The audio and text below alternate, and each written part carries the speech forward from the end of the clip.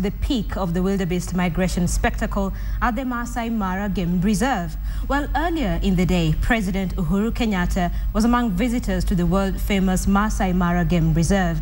And the president, who enjoyed some time out in the wild, used the Mara setting to pitch for Kenya as a tourist destination to the more than 1 billion people in China. Rita Tinina reports on the government's latest strategy in efforts to reach out to non-traditional tourism markets. At the world-famous Masai Mara Game Reserve, it is high season. This is the time they all come here to witness an annual spectacle, the wildebeest migration. But on this day, the president himself is here, his first visit to the Mara since he took office as president. A welcome escape from all the headaches of teachers' salaries, devolution and all. But even here, it was still work, even if with a little play. The president was here for an interview with China state broadcasters CCTV and Xinhua Radio, the latest strategy to try and market the country as a tourist destination to a large dragon in the east. I'm also visiting China in the near future, and we have a series of events to market our country both as a tourist and an investment destination. With rising competition and dwindling numbers from traditional markets, Kenya is now looking to tap into emerging tourism markets such as China. Not necessarily just maintaining our beach and tourism, but also expanding into other areas so that we don't also over-congest our beaches and our parks. The country is seeking to increase tourist numbers from the current 1.5 million, and China could make all the difference.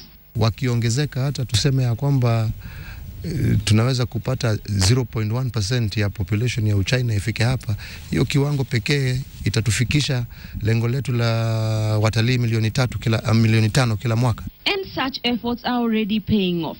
At the Mara Serena Hotel, we meet a group of 6 Chinese tourists. They're among 32 guests staying at the 156-bed capacity hotel. It has been a dream to me to see animals in Africa, in this magic land in Kenya. I'm here in my honeymoon. Min Lin and Ida Shen say they learned about Kenya on television. The animals crossing river from Tanzania, they come to Kenya. In 2011, just over 37,000 tourists from China visited Kenya. Last year, the number grew to 41,000. And the government, which spends over $500 million shillings a year to market the country, will be banking not just on the latest campaign by the president, but also on ambassadors such as Min Lin and Ida Shen to keep the Chinese coming in their numbers. I will tell my friends they were very glad to hear. Yeah, it's a wonderful place. For the 4 months he has been in office, President Uhuru Kenyatta has not hidden his desire to deepen relations with the East. And now he hopes that this latest speech from Kenya's most famous park will grab the attention of China's more than 1 billion potential tourists.